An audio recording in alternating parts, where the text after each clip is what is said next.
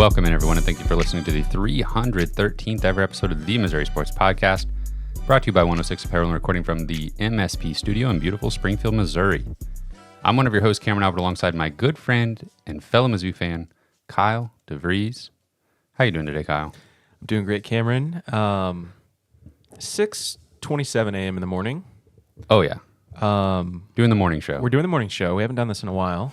We used to do this a little bit more often, where we couldn't fit it in our, after work hours. So we would do it early. So that's what we're doing today. Oh, yeah. Because we got to do it. We Yep. can't just skip a week. No. That's not how this works. Not mid-season. Not at least. mid-season. Yeah. Exactly. So we got our morning voices. morning groggy voices. And I poured my coffee in this little thing that keeps it really hot. Oh, yeah. Like an hour ago, and it's just now becoming drinkable. So Yeah. that wasn't very smart. I'm just now being able to drink my coffee after operating for like a whole hour. When it's a new routine, you got to figure out those bumps in the road, those obstacles. Yeah. Did you know, I'm sure you do know, I know we talked about it a little bit, but famous actor James Earl Jones passed away. I did hear that.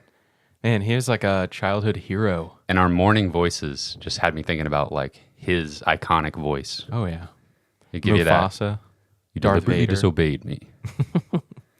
Some big characters. Yes. Legendary voice. R.I.P. We are going to recap the Boston College game. Obviously, we're going to preview Vanderbilt, talk about the press conferences that happened in between. And we'll just jump right into it. Before we do, don't forget to subscribe on YouTube and leave us a review wherever you listen to us. And you can support us on Patreon, patreon.com/Missouri Sports Pod. Before we get directly into Boston College, the only news thing I have for the week is the fact that future Mizzou quarterback Matt Zollers injured himself. Yeah. This is super unfortunate. Yes. He was, I don't know if you guys had watched any tape of him before, but he was having a pretty awesome season and just making really explosive plays and stuff with his legs too. He had a 70-yard touchdown run and stuff where he was just weaving in and out of traffic, doing some crazy athletic things. And I think he'll get back to that, but it's going to be a long road for Matt Zollers. There was a picture that surfaced, and it was a pretty gruesome ankle injury. And Was it a certified tib fib? Or I don't know, but his foot was not going the right way. Yeah. And so it's going to be a long road. But hopefully he can get back, and I think mentally too. It's going to take a while. Yeah. Luckily, we have some time there. Yeah. Before he's needed at Furrow Field. And the timing is interesting because he had been kind of fringe 4-star, 5-star, depending on where you look. Mm-hmm. And On3 had just released an updated quarterback ranking that had him as, I think, the number 3 quarterback at 5-star. So his stock has just been rising for the last year or so, and it looked like it was going to continue based on his performance so far this high school season. Mm-hmm.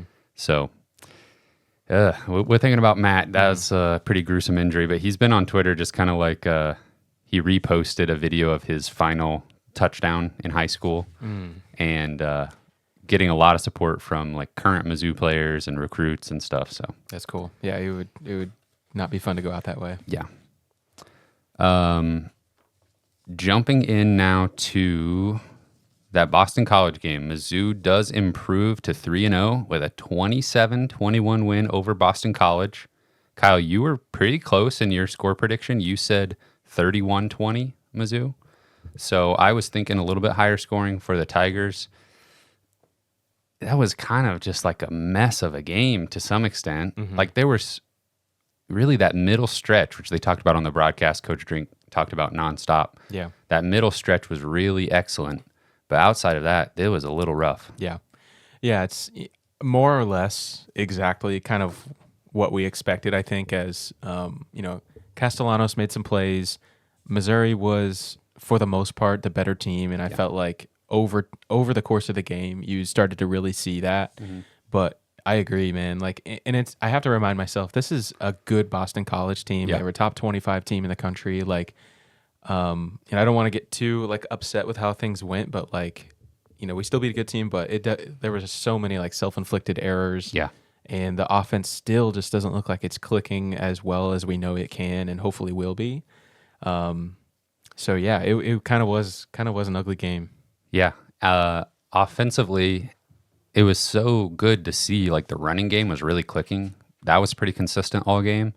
I mean, Nate Noel was talking about smiling going through the hole, like just everything was opening up for him. And you saw that. Like he was ripping off 11-yard, 15-yard runs left and right. And the offensive line looked really good there. But then settling for field goals or a penalty, messing up your drive. Yeah. Yeah, I think that's where it was really obvious, especially over the course of the game, that Missouri was a lot better in the trenches. Yeah. And this offensive line has been incredible, really, for all 3 games so far. And it was a little weird because Boston College, well, both teams on offense were okay with slowing everything down and like just processing a lot pre-snap. There was not a lot of hurry up. Missouri was doing it at the end of half. Boston College was doing it at the end of the game. But other than that, both offenses were taking their time and really trying to diagnose the defense and then execute. So that slowed the game down and made there be fewer possessions.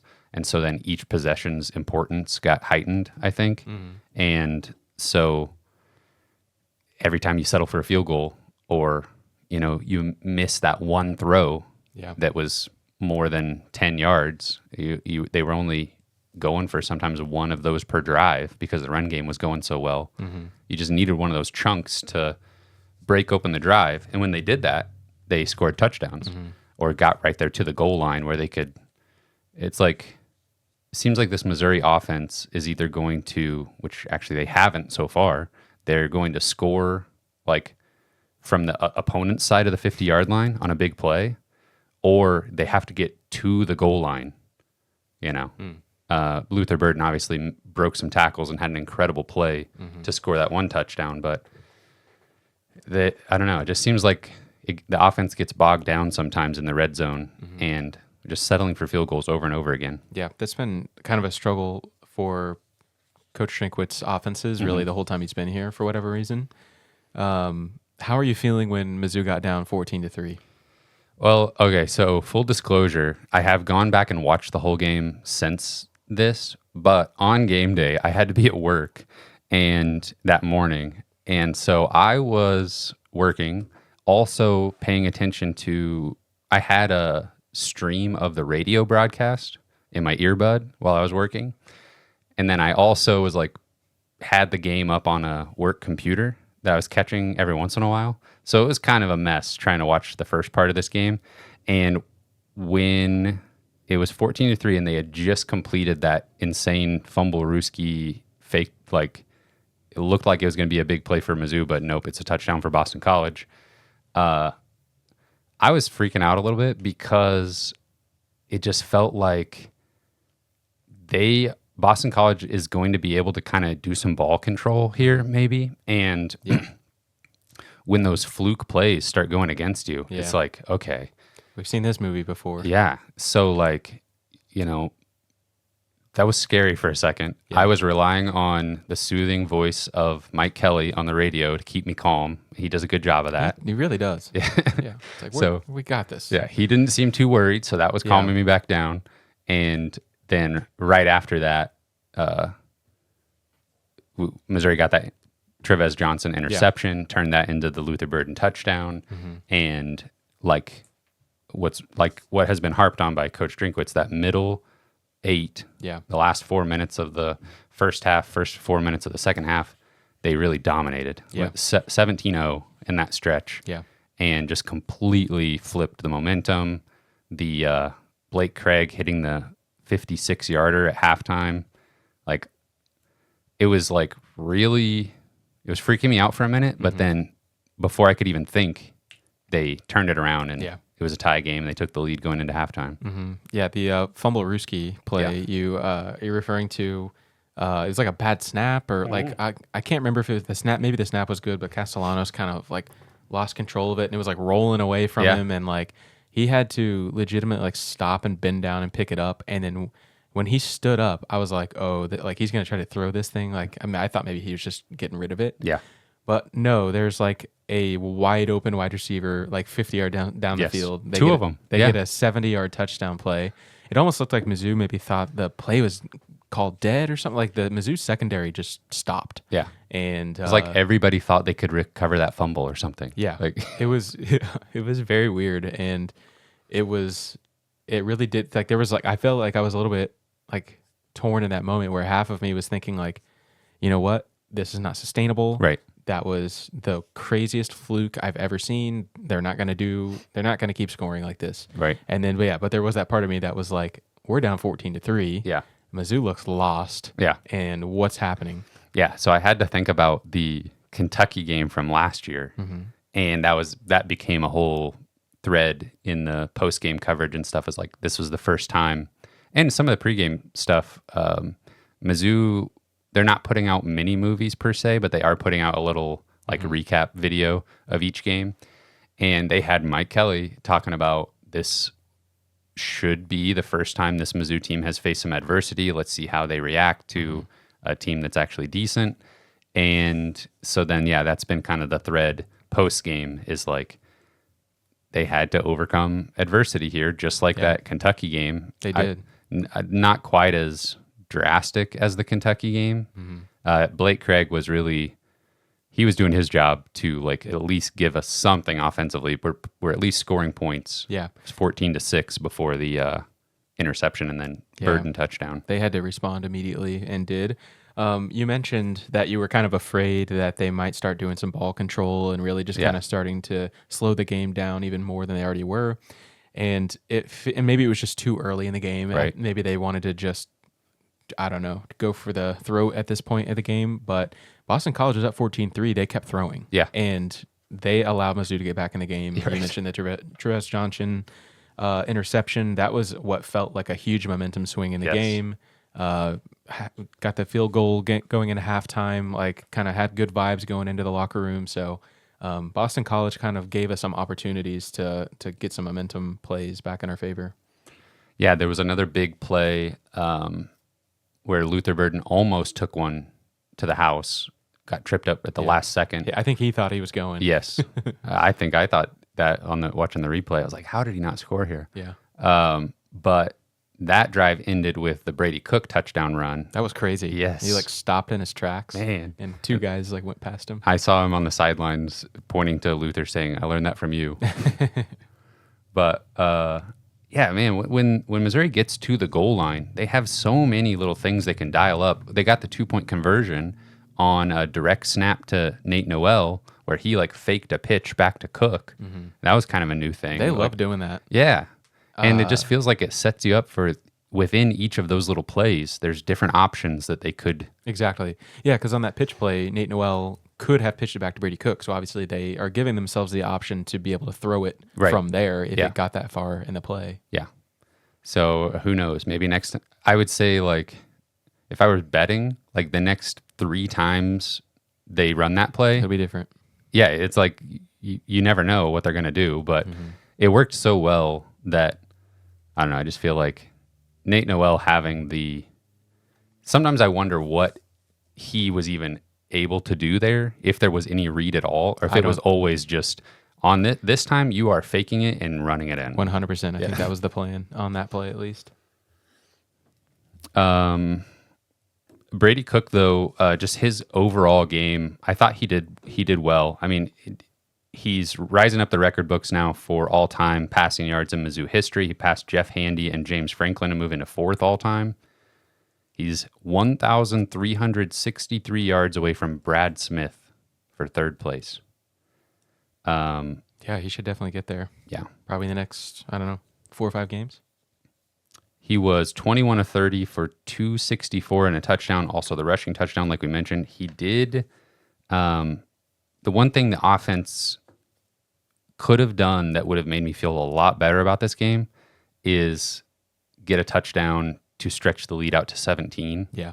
They got up 24-14, and one more touchdown there would have really just put things away. And Yeah. put everybody at ease. He did miss Luther on a deep ball where Luther had a step on the guy. Yeah. Yeah, we came out of halftime and had a nice drive and scored a touchdown, and it just felt like we just didn't put the game out of reach, and it really kind of stayed close to the end when it felt like it didn't need to. And yeah, that's really my one big complaint. I mean, we were saying that after the first game was like the offense was really efficient. They seem to be in control, but like we just aren't seeing explosive plays like air yardage type of plays. We're seeing like Luther Burden get the ball at the line of scrimmage and make a play, and then he ends up making an explosive play. But I feel like we're not seeing like Brady Cook air it out to somebody, right? And I feel like the modern college football game, like everybody's doing that, right? And so why is Mizzou not able to do that right now? Yeah, they have to get that figured out before they get into SEC play. Yeah, and I do think that the defenses are, I don't know, it really does feel like to some extent the Mizzou offense is just taking what the defense gives them, and they've talked about that. And that was obvious in the Buffalo game. Yeah. But in this game, it felt like it was a little bit more challenging, and not connecting on a couple of those deep shots just, I don't know, it makes Missouri look more one-dimensional than they actually are. Yeah, and if you have to be able to prove that you can do it, and I this is not the offense that anyone's doubting. I don't think like when you're scouting Missouri, I don't think you're thinking like, man, these guys cannot make explosive plays. But you really do have to prove that you can do it to stretch the defense, or else they're just gonna sit down and make everything really hard. Yeah, I do. It's easy to think ahead a little bit, but I'm looking ahead at like the first defense that thinks like, you know what, we can press up on these wide receivers a little bit and just kind of dictate the game defensively versus just kind of sitting back and keeping everything in front of us. And I think as we get further into SEC play, there will be some of these incredibly athletic defenses that might try to press the issue there a little bit more. Yeah. And spoiler alert for Vanderbilt, I think they're not going to try to do that, but it should be a good opportunity to practice getting the ball down the field vertically in the passing game. Yeah. But with Boston College, I mean, there's not a whole lot more to say. There was also that weird play where basically Caden Green tackled Brady Cook. Yeah, that was really bizarre. That was kind of in that stretch where they could have stretched the lead a little bit more. Yeah, in the red zone too. Yeah, and that kind of derailed that drive. Just a little bit miscommunication. Green did not need to worry about that defender. Like, that was kind of like, at that point, that was on Brady to either make him miss or get tackled. How about that 2nd and 59? Yeah, I didn't even really understand what was going on there. And just chaos. Yes. That, like, the penalties were insane. I mean, the very first Boston College drive, it was like 3rd and 15, and we get a Chris McClellan hands to the face that extends that drive. Yeah, that's another part of the flukiness that I thought of, like, getting down 14-3 was like, we're like stopping them on 3rd down, and then a penalty will keep the drive going and stuff like that. There was a pass interference on Toriano Pride on a 3rd and 8 incomplete pass that extended a drive. It looked pretty fraudulent to me. Yeah, I think the officiating was pretty terrible, honestly. Like, the first Boston College touchdown was a push off, and he was like standing wide. He was like standing straight up when he caught the ball.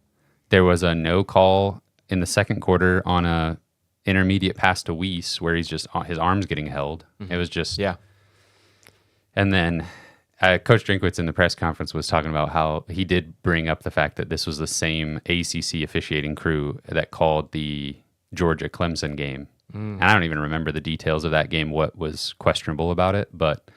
From earlier this season? Yes, from earlier this year. Yeah. But... Interesting.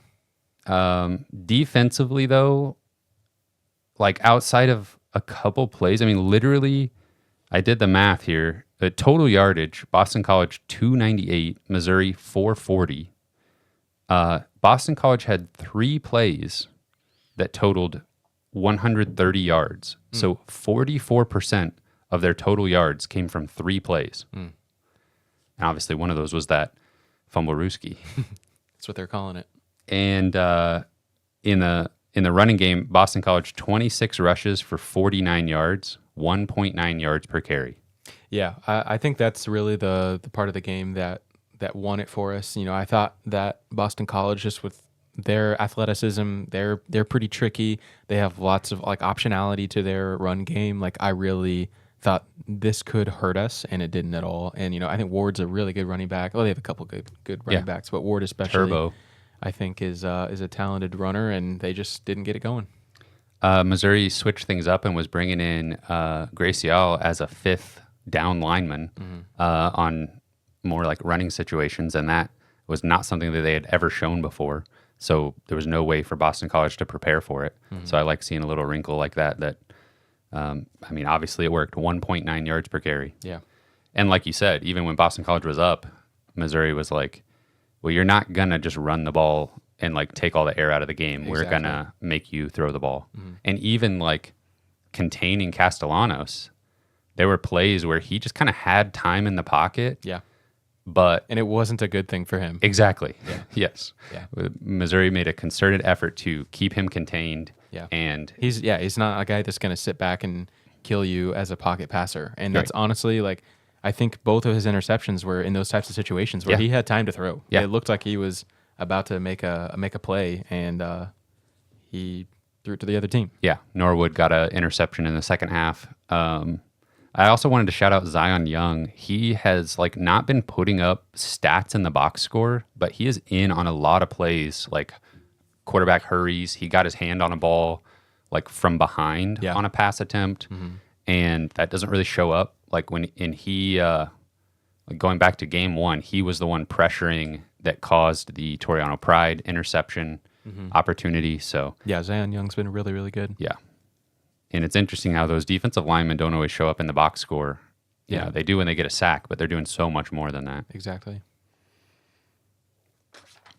But overall, like Missouri making it only being a 6-point game at the very end, it was like a little stressful. But finishing the game with the ball on offense, hitting that third down to Luther, Brady Cook getting that keeper for the first down to end the game. That felt really good. Yeah, I don't remember how much time was on the clock when Boston College kick it off back to us, but like I just remember being so thankful they didn't try an onside kick. Yeah, it was before the 2-minute warning. Yeah, yeah, I think there was 2 or 3 minutes left. I felt like they could have definitely done an onside kick there. Yeah. Because I felt like if we got the ball back, we're probably going to end the game. Yeah, and that's exactly what happened. And it was kind of crazy that they were able to end it passing. Like when the running game kind of was slow there at the very end. They couldn't ice it with Noel or Carroll. Brady Cook had to make 2 plays to finish the game, and he did. So Missouri's 3-0. Boston College, honestly, should probably still be in the top 25. Like, Miami is probably the best team in the ACC. Yeah. It would be interesting to see those two teams play. I feel like this Boston College team will kind of be in a lot of games. Yeah. They'll probably lose to some better teams, but they're definitely a top 3 ACC team in my opinion. And the way they play would just kind of like put them in some coin flip scenarios where if things go right, they'll end up with some wins that maybe they shouldn't.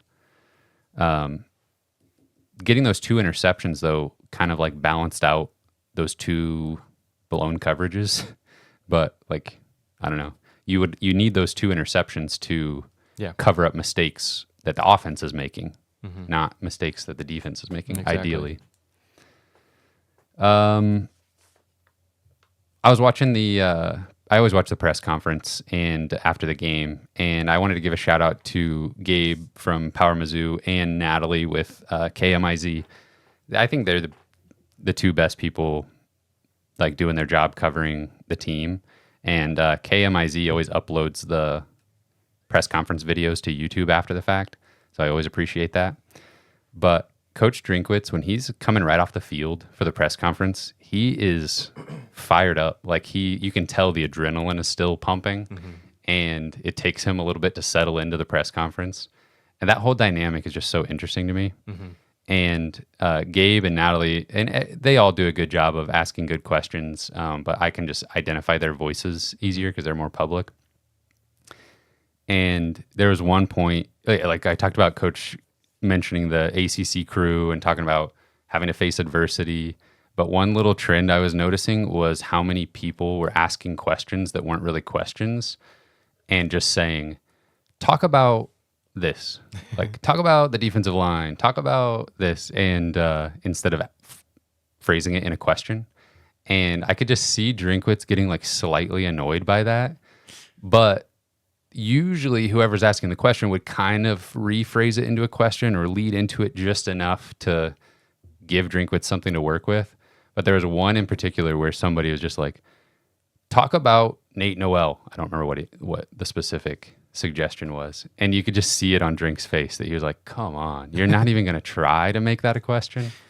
And maybe I'm reading too much into that, but that looked clear as day. Like, yeah, he's very like demonstrative in his press conferences. I love the like Diet Coke aspect of it. Like he'll like unscrew it, like you just hear the unscrew noise for like 5 seconds, and then he's like taking a drink. There's just like silence whenever he's taking a drink. And he's got that nervous tummy coming off the field, mixing with the Diet Coke. You never know what's going to happen. Sometimes he'll do like little burps in the microphone and stuff. Yes, he's just kind of like letting the air out. But he gave credit to, I don't remember the reporter's name, but whoever got him talking about the officiating. It's funny that he knew that. I mean, he knew that right after the game. Yes. Like sometimes I feel like he just, like you said, he's high adrenaline, whatever, just instant reaction after the game. When he comes back a few days later to like do his press conference for the upcoming game, he's obviously gathered his thoughts. He's prepared. He says like, well, I didn't mention this the other day, but so-and-so. Yeah, he knew that right after the game. So that had been on his mind. And he specifically said, like, I don't want to get fined for talking about officiating. And then the last thing he said, I wish I remember the reporter's name, but he was like kind of giving him credit, like, you got me to talk about the refs. Like, that was nice. You phrased that well enough to get me going there. Mm-hmm. I don't know. I just love the Drinkwitz press conferences. Yeah, me too. Leading into Vanderbilt now, we got our first official SEC injury report. So Joseph Charleston is questionable. He's the only one on the list besides season-ending injuries for Mizzou. Vanderbilt defensive back CJ Taylor, one of their best defenders, is out for the first half because of a targeting penalty. And then their star tight end, Eli Stowers, is questionable. Actually, all their tight ends are questionable. And a couple defenders that are a little bit further down the depth chart were questionable as well. I can't remember if there was anything too noteworthy from his Vanderbilt preview press conference. He was very complimentary of Clark Lee, as all the coaches are to each other, and talk about Clark Lee taking over the defense and doing the play calling there after being a very successful defensive coordinator at multiple other stops. One thing I've noticed in a lot of their press conferences, even like Brady Cook too, they've been using the phrase a lot this year, like put on tape. Yes. Like, and maybe this is a little bit of a post game thing more so than pregame, but I think it just supports even further, like kind of, I wouldn't say conspiracy, but just the things that we've talked about. How I think Coach Drinkwitz is so unbelievably aware of what he's communicating through what they're doing. Yes. And so it's just kind of a funny little thing I've noticed that they're always saying, we got to put something better on tape. We got to stop putting that on tape. Yeah, and take it off the tape. Exactly. Yes. Yeah, so it's like what they're reviewing internally is one thing, and also they're thinking about all the other teams game planning against them. 100%. Yeah, that's fun stuff. Going into Vanderbilt is 2-1, opened with an overtime win over Virginia Tech, then beat Alcorn State 55-0, and then just got upset by Georgia State. On the road, 36-32. Raucous environment at Georgia State. No, actually, there was like hardly any fans there to see that upset win over an SEC team. Shout out to the ones that were there, the diehards. Yeah. The Panther faithful. That Georgia State game was rough for Vanderbilt. Yeah, it was wild. What Well, I mean, it was crazy. Like they got to the point where it was almost impossible for them to come back. I felt like in the fourth quarter, they were down by like a couple scores. They end up getting back in the game. They take the lead. Yeah. And then Georgia State has one last chance with, a minute to go or something. And they end up driving down the field and scoring a touchdown with 15 seconds left in the game. Georgia State on a very difficult touchdown. Like this dude just caught a crazy pass in the corner of the end zone. Like very improbable play. And Georgia State, they were fearless all game. They were. Like the quarterback was dropping back and just letting it go into some tight spots, some questionable throws, but they were coming down with it. Mm-hmm. That was just I watched the highlights from a Georgia State perspective. Believe it or not, there weren't highlights like published from the Vanderbilt YouTube account or anything like that. They had to go search for them. Yeah. So, but the Georgia State perspective was showing a lot of fun plays. Yeah. And I watched just like the very end of it live, but I had to go back and. Yeah, I think that's honestly like a good point, is that they were playing with like very much like nothing to lose. Yeah. And so they were just kind of doing whatever they felt like they had to do in the moment. Yeah. That's literally the complete opposite of how Mizzou is operated this year. When they're not ever doing anything like that. They're never putting a ball into a tight spot if they don't have to. Yeah. They're taking the easiest possible thing. Mm-hmm. And obviously I think we'll see Missouri change a little bit whenever they're playing tougher competition. I don't know if that will be this week. Probably not. But it is interesting to kind of compare and contrast the offensive styles that we've seen from various teams. Yeah. Another thing about Vanderbilt, like in the Georgia State game, Vanderbilt's defense was just letting them march up and down the field. Vanderbilt's defense is not good. They gave up 157 rushing yards, 4.6 yards per carry, and another 269 through the air. And then for Vanderbilt's offense, they rushed the ball 34 times for just 110 yards, 3.2 yards per carry. They just kind of got beat in every metric. Yeah. They're getting beat like deep too. I think Georgia State had like 3 really big plays through the air.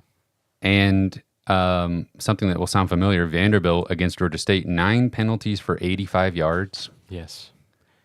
And I don't remember if I wrote down Missouri's penalties against Boston College was like very similar to that, maybe like 8 for 85 or something. Yeah, I actually happened to just look up who were the most like penalized teams in the country.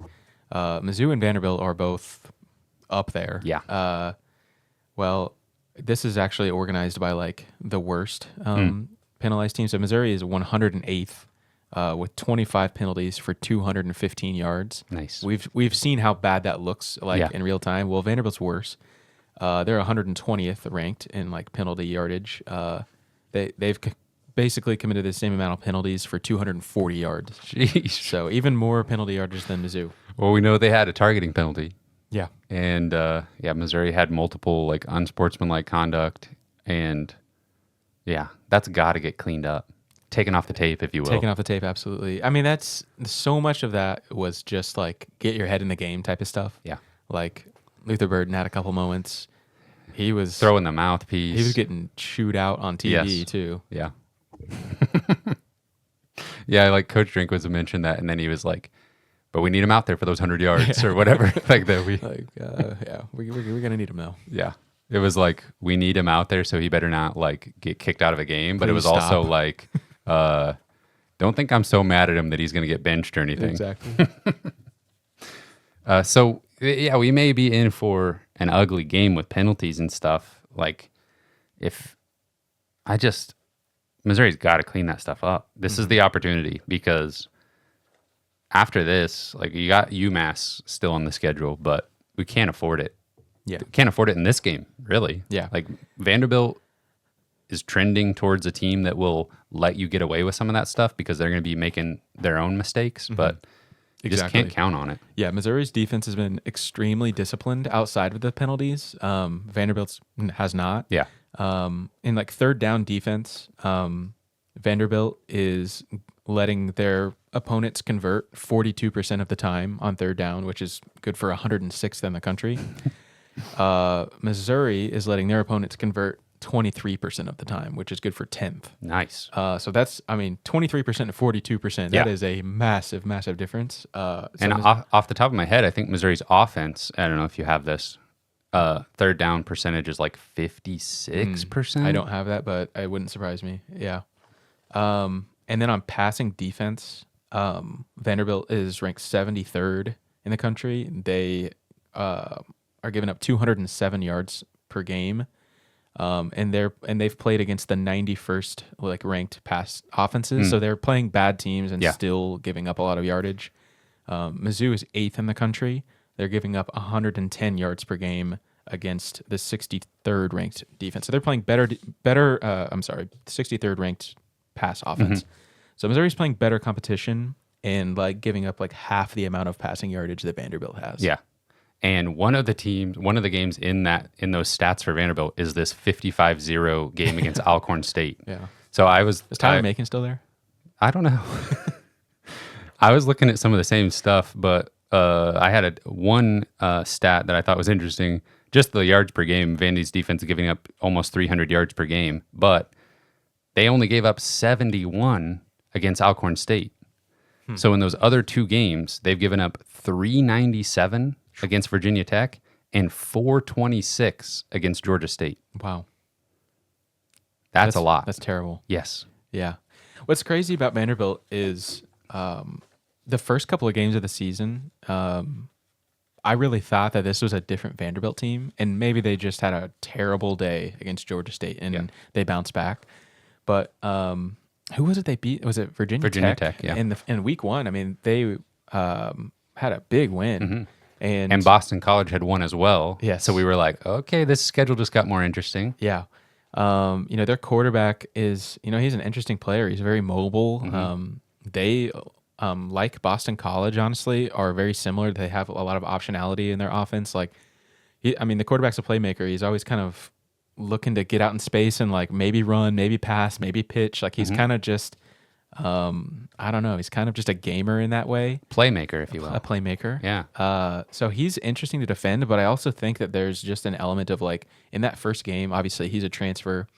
Nobody knew what to expect from him. I think I wonder if they just kind of caught Virginia Tech off guard a little bit and they just didn't know how to prepare for him. And now that they've put it on tape. Yes, that's right. I think that the other teams have maybe figured out their offense a little bit more. Yeah. Well, yeah, Diego Pavia, he's one of the slew of transfers from New Mexico State, including their offensive coordinator and head of offense. They got Derek Hill. Yes, they've really delineated the duties there with Clark Lee taking over the defense. But Pavia has 543 passing yards on 64% completion percentage so far, 4 touchdowns, no interceptions. Also the team's leading rusher with 54 carries. Yeah, he's very much like he's doing it all. Yeah. 54 carries, though, is a lot. Like, by comparison, Nate Noel has 45 carries on the season. Cook has 15. Pavia at 54 for 195 and 2 touchdowns. He really wants to get the ball to fellow New Mexico State transfer tight end Eli Stowers. He's their go-to guy, had 9 catches against Georgia State. And he's questionable. So I don't know what... The tight end, yeah. Yeah, the tight end is questionable. Running back Cedric Alexander is the guy that gets most of the carries besides the quarterback and is involved in some of those read option type plays. Week 1, I was thinking like, oh, they're feisty here on offense and can make you miss and confuse you a little bit. Yeah, kind of tricky. Now, Coach Drinkwitz has talked about it like 3 weeks in a row, going up against a similar type of quarterback who you kind of just want to contain him. Yeah, kind of non-traditional style. Yeah. And you kind of feel like, I feel like Missouri's going to be able to shut down the running game without doing the 5th down lineman package. Yeah. So if you can kind of shut down the running game, contain the quarterback, make him beat you with his arm, we've done that 2 weeks in a row already successfully. I think you just dial it up one more time and just, it's not going to be a problem. Yeah, I think the game plan for the defense is very similar to what it was last week. I wonder, again, I'm thinking ahead when I probably shouldn't be, but there's games in between now and then. But how similar of a game plan would it be for someone like Jalen Milroe? I don't know, man. It's that is a totally different ball game because Milroe is actually like explosive, like an Yes. explosive athlete, and he can throw, Yes. and they have good wide receivers and stuff. Like I think you just try to make Pavia beat you and stuff, and Yeah. like in the like, I think you almost kind of dare him to just try Yeah. to make the play, and Milroe is like he'll actually do it. Yeah. So I don't know. That's a totally different thing. It's like the similar style, but just like a completely different caliber of athlete and playmaker. That's why I feel like it's similar to last week because Castellanos is kind of that way. Where it's like, yeah, he can make some plays. Yeah. He's not going to do it consistently against a defense like Mizzou. He's not a terribly explosive athlete. I think Pavia is very similar to that. Do you think first interception of the season for Pavia? You want to predict Yeah. that? Oh yeah, We'll get a takeaway We'll go there. Who's going to do it? I don't know, maybe back-to-back for Norwood. I like that. I could also see, he gets accused by the commentary booth of like being a little bit risky with the ball when he's running around out there trying to make a play. Yeah, So I could see definitely like a strip sack. I think Georgia State had a scoop and score on him. Did they? Yeah. Like a strip sack. Oh, I think touchdown. I actually saw that. He was like completely unaware. I know what Yes. you're talking about now. Yeah. Yeah. He had no idea he was about to get sacked. Yeah. Trying to think of like if any Missouri's offense, I still feel like they'll be able to run the ball successfully, but there's gonna be opportunity down the field. This is the game, I think. I'm gonna predict this is the breakout 300 plus yard passing game for Brady Cook, where he looks like the best version of him last year, which was the Vanderbilt game last year. Yeah. Where he was putting it in the corner of the end zone on, like down the field fade routes to Luther Burden. And I feel like Theo Weiss is playing at a level. He has had a couple drops this season, but the broadcast from the Boston College game said he's leading the SEC in broken tackles, which is kind of crazy. But yeah, they're getting him the ball and he's making a guy miss and turning a 3-yard catch into 15 yards sometimes. So I feel like Brady's Gonna turn him loose a little bit. Yeah, Brady's looking for Mookie Cooper like across the middle, over the middle of the field. Yeah, they're spreading it around still quite a bit. I think that against better competition, that will consolidate a little bit. But I guess it was pretty consolidated for Theo Weiss last week. That's true. But I like Missouri's offense to show that spark and show that they're, a top 10 offense when they have everything going. Yeah. Yeah, I think this will be a fun game. I think it'll be pretty high scoring, at least for Mizzou. Yeah. Vanderbilt still, because we just saw Boston College like kind of just lean on Missouri's defense until they broke down a couple times. Like that last touchdown at the very end of the game was another just like busted coverage that should have never happened. But it is happening. So Yeah. until we see otherwise, it feels like probably Vanderbilt's offense is going to be good for one random play. Oh, for sure. Where he's scrambling around back there and then finds a guy deep. It'll happen. And that's exactly how their offense is designed almost. Yeah. It's just to survive long enough until somebody gets open and Exactly. try to find him. Yeah. I think Missouri has the tendency to like get ahead and then just kind of take the foot off the gas and just not put anything else out there. But I think Vanderbilt's like interesting enough on offense so they could make Missouri have to play offense the whole game, which makes me think we could see some back and forth action. I'm going to predict obviously a win for Missouri. I think it'll be, give me like 38-17. Where maybe it's I think Missouri comes out swinging early. Yeah. Yeah. Jump out to an early lead. I feel like it's going to be like 21-3 pretty quick. Yeah. And I think they'll kind of chill. Yeah. But still, I do see like maybe in the second half, we're just kind of doing that like short pass run game where maybe we're not, because we're dealing with an SEC opponent like Vanderbilt still, they're not as good as Boston College, obviously. I think maybe Missouri's offensive line, it'll be interesting to see against slightly, bigger dudes on the defensive line. Can Missouri's offensive line still just push guys off the ball and create those huge lanes for Nate Noel? If they're doing that early, then it's going to be a long day for Vanderbilt's defense. I think Vanderbilt is going to try to focus on stopping the run and make Brady Cook beat them, which is, I think, not a winning formula because we're going to see Brady do what he can do and light him up.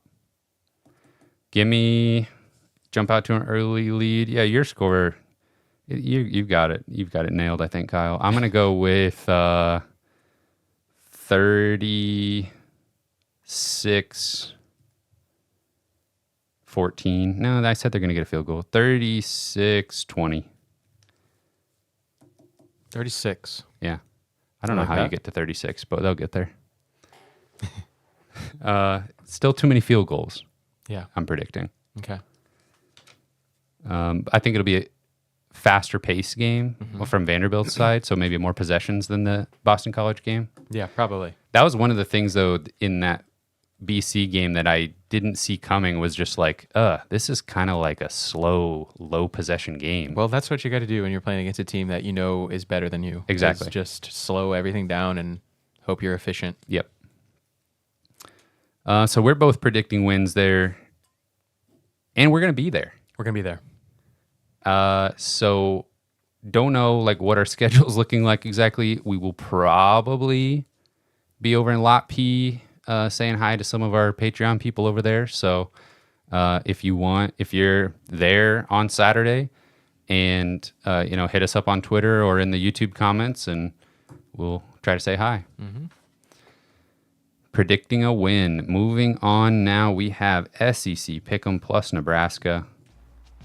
Last week was the last full slate of non-conference games for the SEC, where everybody was playing non-conference. So we picked every SEC team individually. Just about, yeah.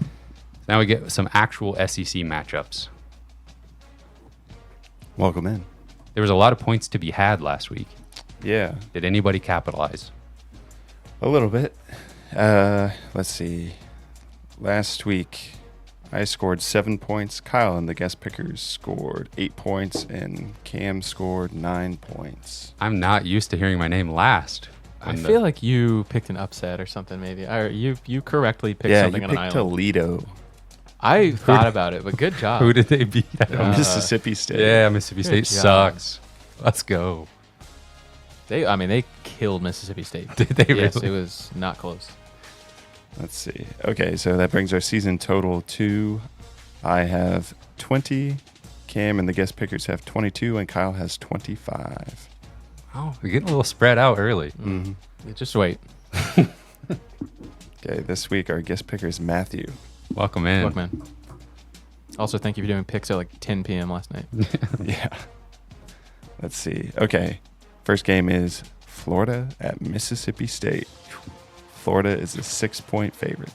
Only 6? Two of the worst teams in the SEC, maybe worse than Vanderbilt, both of them.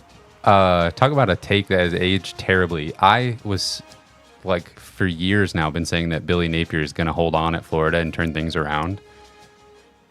But really all I was doing there was putting some negative karma into the atmosphere so that they would hold on to him and he would still be bad. Thank you. I'm sorry, who's favored? Florida is a 6-point favorite at Mississippi State. Okay, I'm going to predict a little something here. Give me Mississippi State. Billy Napier does not coach another game for Florida. Ooh. I'll go with Florida. Okay, I'll take Mississippi State. Wow. Florida's not that bad. I feel like Mississippi State is. And they're both bad. They're both very bad. Yeah. Matthew takes Florida. Okay. Next up is Ohio, just Ohio, at Kentucky. Kentucky is a 19.5-point favorite. Kentucky's done some weird stuff this season. They got blown out by South Carolina. I mean, absolutely destroyed. Yeah. And then they turn around and take Georgia to the wire, lose by 1 point. 13-12. Yeah.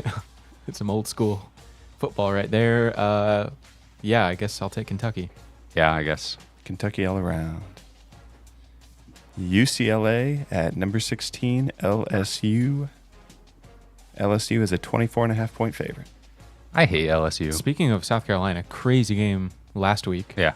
They got up by like 3 touchdowns over LSU, and then LSU came back and won. So dumb. Of course LSU Of course comes they back. What? And they're like ranked 16th. They're not they're not a top 25 team. Can we get a fraudulent stamp? Yes. Fraudulent LSU. Making more work for me in the post. I forgot that we had that. Anything else? Who are they even playing again? UCLA, Yeah, give me the Bruins. Oh my. What's the spread? 24.5. UCLA's bad.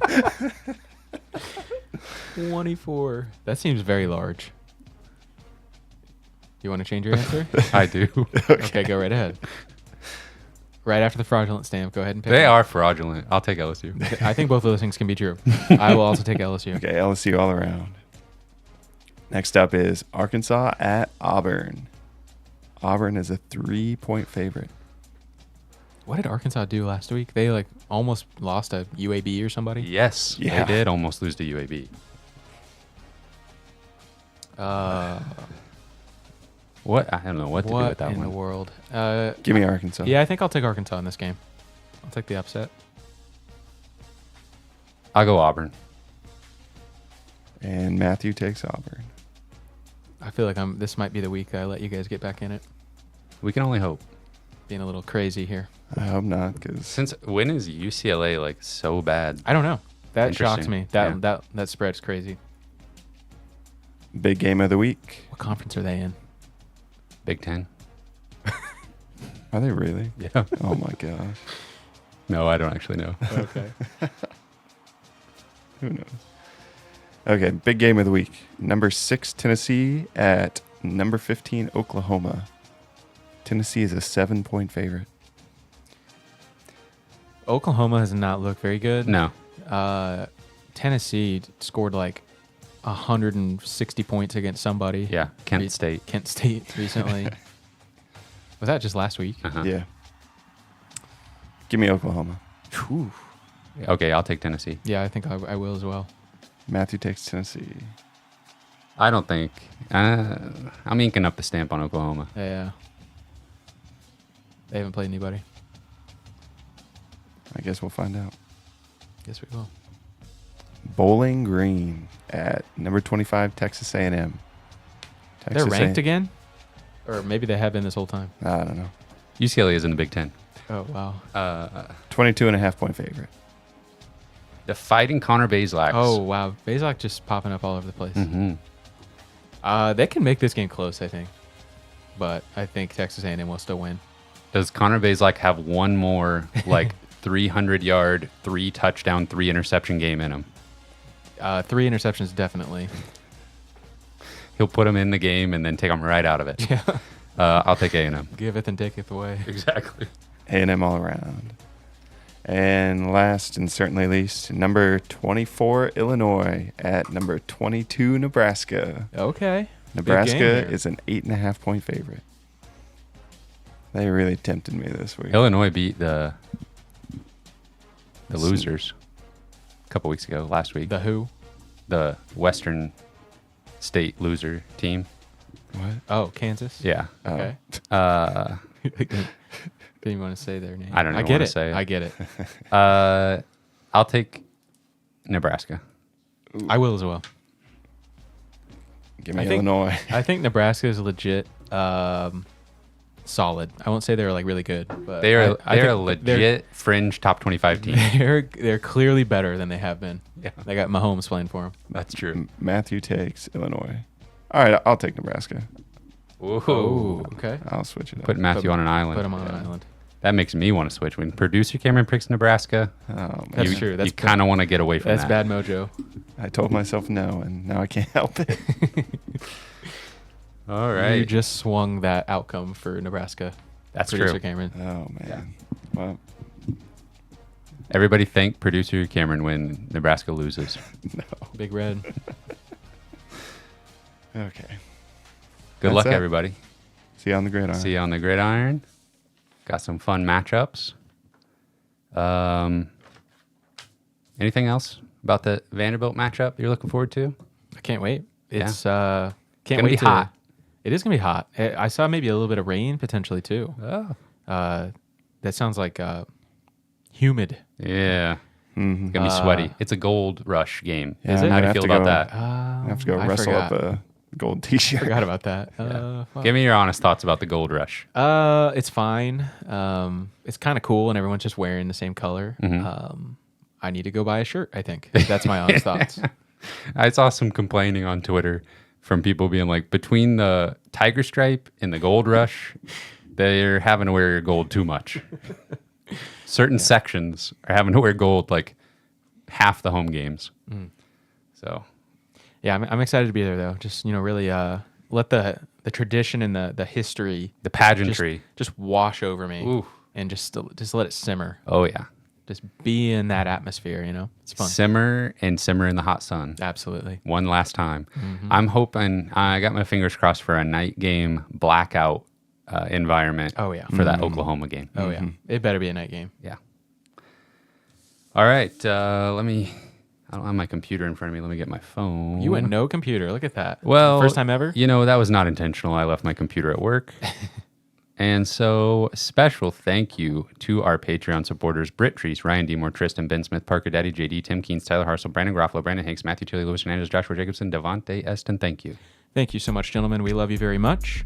You can find this podcast on Spotify and Apple Podcasts. We're on Twitter at Mizzou Sports Pod, and you can email us at MissouriSportsPod@gmail.com. You can find our T-shirts and stickers on our online shop, MissouriSportsPod.BigCartel.com.